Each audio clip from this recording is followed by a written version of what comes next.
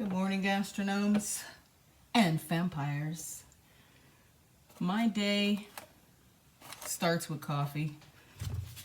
This is a morning mukbang vlog. Just something different I felt like doing. You know, get off the beaten path for a little bit. But yeah, this is my routine. Coffee.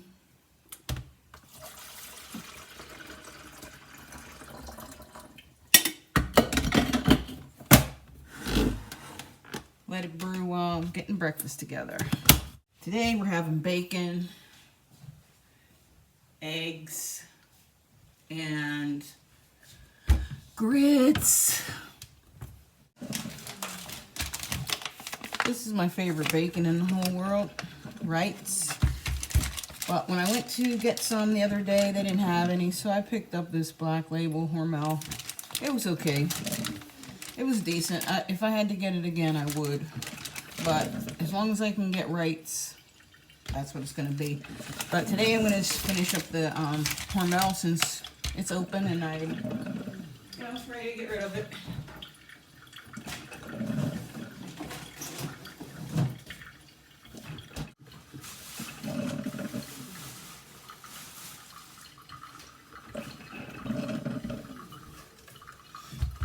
Also, I always microwave my bacon for a couple of reasons. A few reasons, I should say. I use paper towels. So what I do is just fold up the paper towels to make a nice oil absorbent pad.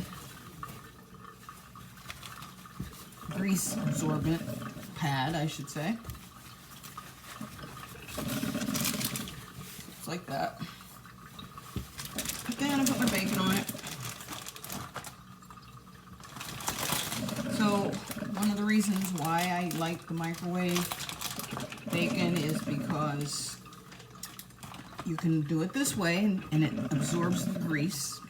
The bacon's not sitting in a pan in its own grease cooking. You know, if I can be a little bit healthier here or there, I will.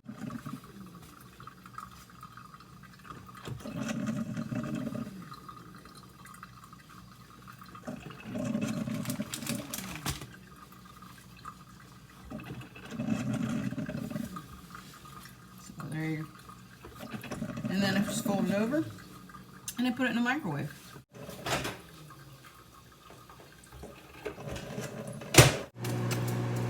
I like to check on it just to make sure it's not burning and that it's cooking evenly.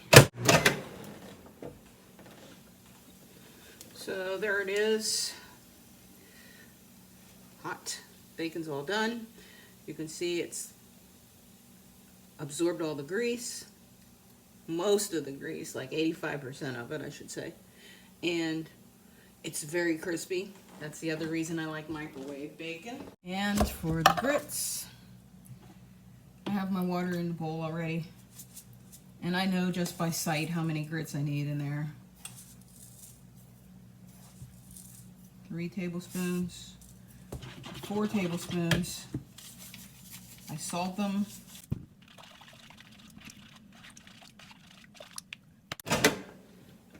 And these go to the microwave. These go in for, I put them in for about 4 minutes.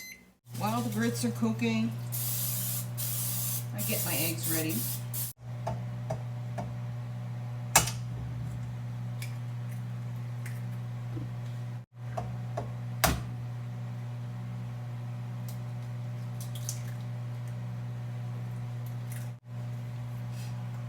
I put some pepper, a little sea salt. Sometimes I beat my eggs before I put them in the pan, and other times I don't. I just beat them when they're in the pan. It's one of my lazy days, so yeah, I'm just gonna beat them up while they're in the pan already. Turn them into kind of a scrambled egg.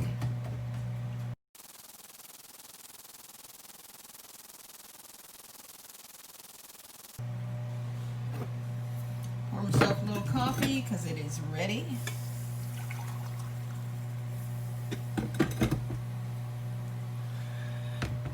And we wait.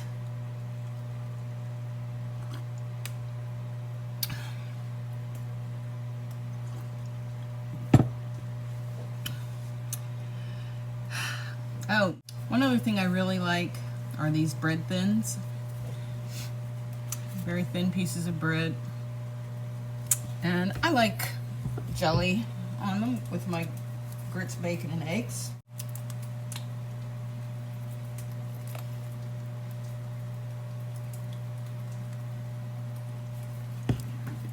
I don't know why, I just do.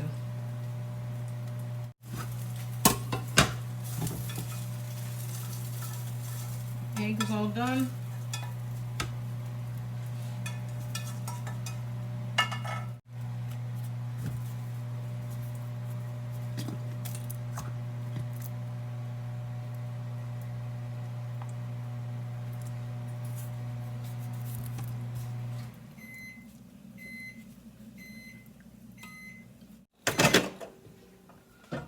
So that was 4 minutes. Pull them out, stir them up.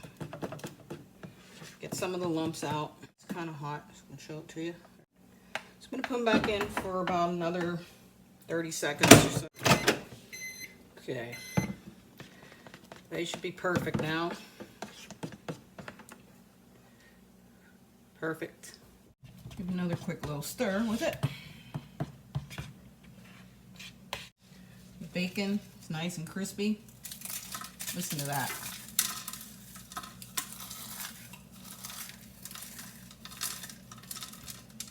Crispy bacon and not too greasy. So what I like to do is make a little casserole out of this. And I'm just going to pour my grits right on top of everything.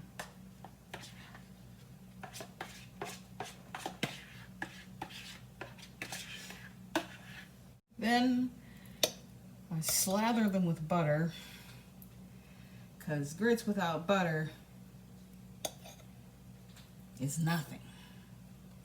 And I know some of you are into the sugar, but it's butter, salt, and pepper for me.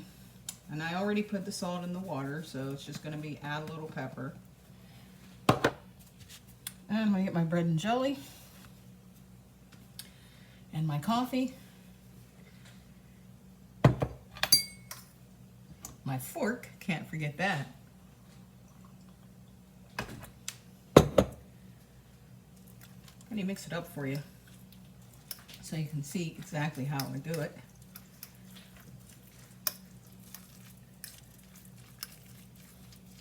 Just like that. And come and join me while I watch TV and have breakfast. Yeah, so any morning that I'm home, I just like to watch CNN. Have a little breakfast. But this pandemic, particularly in the case of COVID-19, we've seen a tremendous focus on it because of the lethal combination of a coronavirus infection. I'll turn it down. I won't subject you to hearing the news while I eat. Those encounters have led to a lot of deaths, disproportionate to the rest of our citizens. So African Americans have, unfortunately, a history that doesn't. Although I might discuss some of what I'm seeing with you, just for conversation. If anything exciting pops up, it's pretty much the same old stuff. Same old stuff.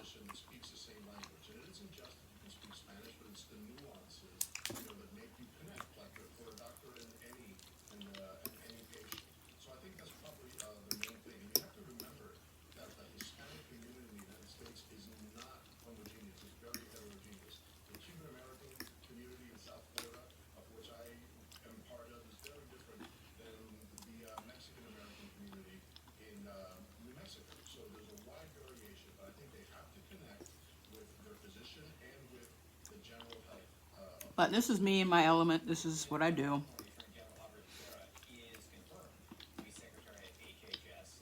Every now and then, I like to show you what I do.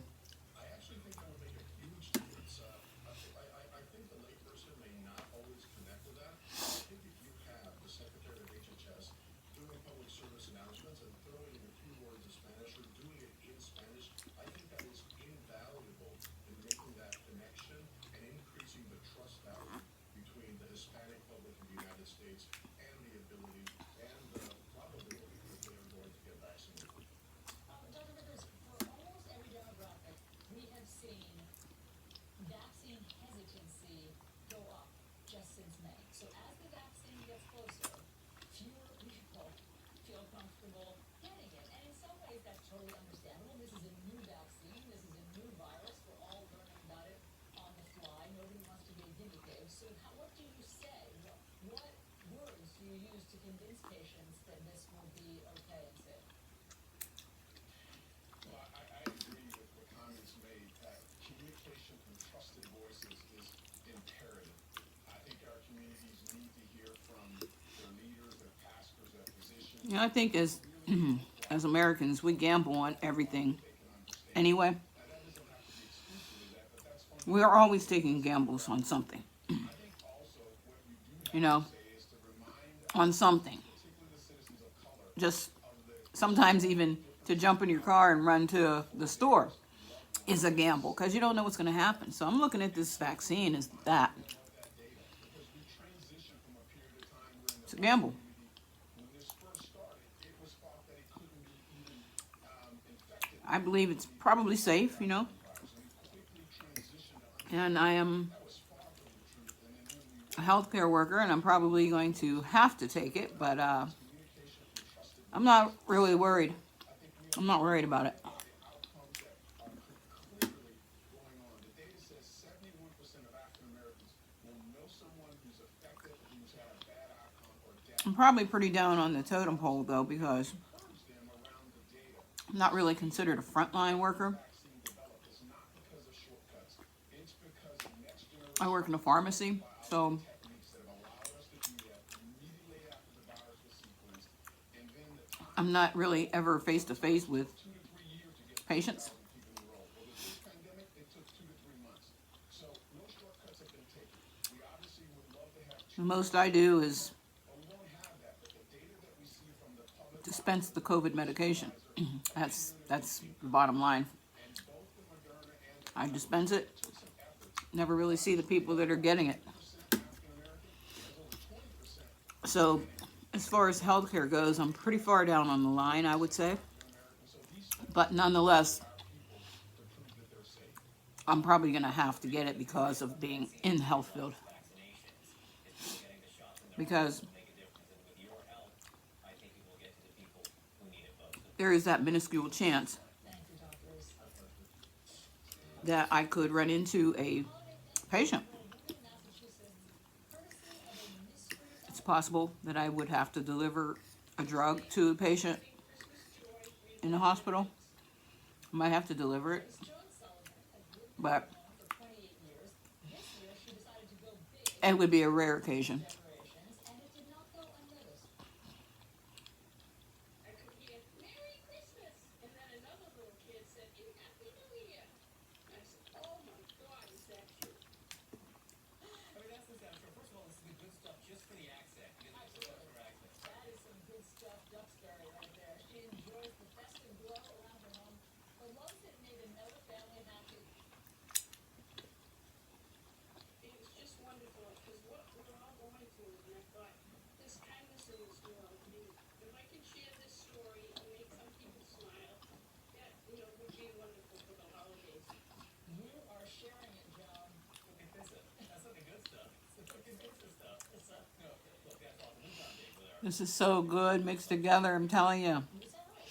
Can you please provide photos for us tomorrow? This was an idea from my grandmother. And in a matter of She used to do this all the time for us. could get a green light in the U.S. CNN's coverage continues after this. And I kept the tradition because they're so good together.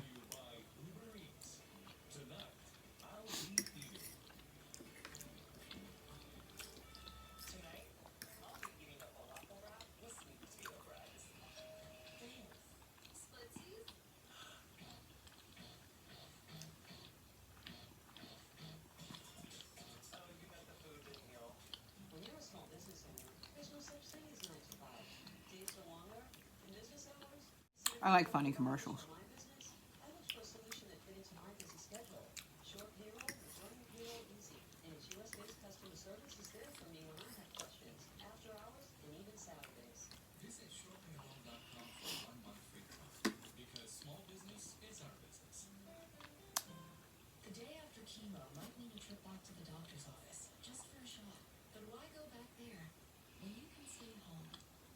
With Neulasta Onpro, strong chemo can put you at risk of serious infection. In a key study, Neulasta reduced the risk of infection from 17% to 1%, a 94% decrease. Neulasta Onpro is designed to deliver Neulasta the day after chemo and is used by most patients today.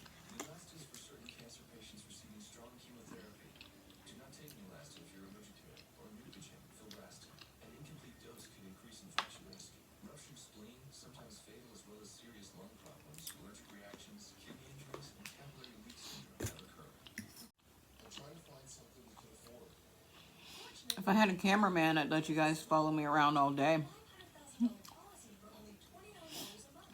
But And a $500,000 policy for only it's too hard to try to film yourself. Go to selectquote.com now and get You're happy going through that, aren't you? Really understand it. a club that is uniquely American People don't understand. It's gonna actually have this real. and one you never want to join. How many people have to die? This is Life with Lisa Lamb, Sunday at 10 on CNN.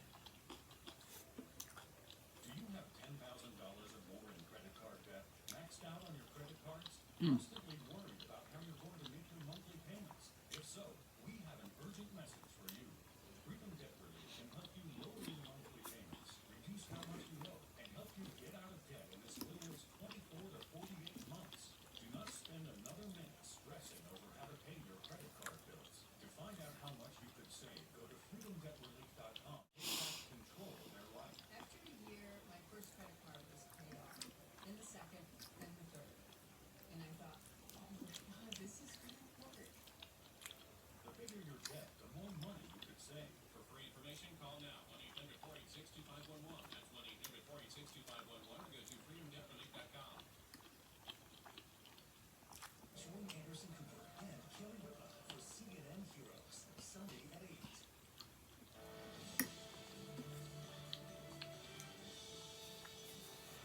Good morning, everyone. I'm Poppy Harlow. And I'm Jim Shuno. The breaking news this morning, potentially some very good news. A major meeting now underway on whether to grant emergency use authorization, first step, for Pfizer's COVID-19 vaccine. An independent panel of health experts and scientists for the FDA are expected to hold a vote just hours from now. This could potentially pave the way for tens of millions of vaccine doses to be shipped across the country within days. This morning, the head of the FDA signaled it could get the green light very quickly. We think that our initial assessment is that this is a vaccine that does meet our criteria, but we do want to hear from the Vaccine Advisory Committee.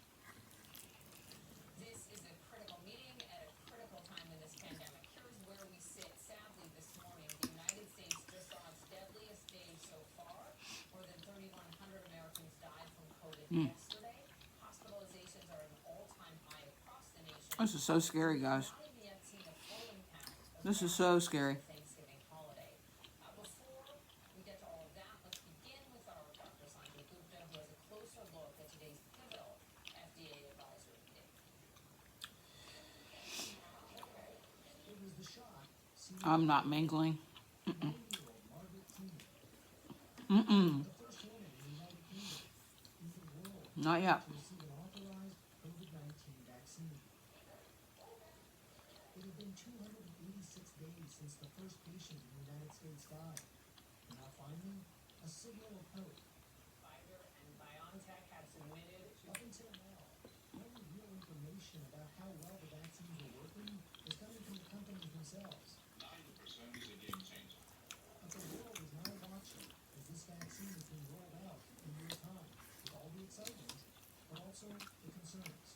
We want to make sure that any vaccine that comes out in America has the full gold standard stamp of approval of the FDA career people. The data was submitted 3 days earlier to the FDA versus to the UK regulatory authorities. 95% effective. scientists have poured over tens of thousands of pages of data down to the level of the individual participants' medical records. Now, more than 20 scientists and committee members, collectively known as the Vaccines and Related Biologicals Product Advisory Committee, will review all the data. Yes, for effectiveness, but equally important, Well, gang, how did the vaccine fare among people of different ages, different I'm races, gonna wind it down. and medical conditions? We're gonna look at underrepresented minorities. We're gonna look at the I thank you for joining me for my pregnant women, folks with first underlying immunodeficiencies, breakfast immune problems. mukbang As part of vlog. the entire package that we'll present to the vaccine advisory committee. But after the first dose, there was also a fair amount of protection. It was 52.4%, roughly. Obviously a lot lower, but better than the 50% that the FDA originally. Peace out, my gastronomes and vampires. It doesn't make sense to me to I will see you injected doses by the end of the year when soon.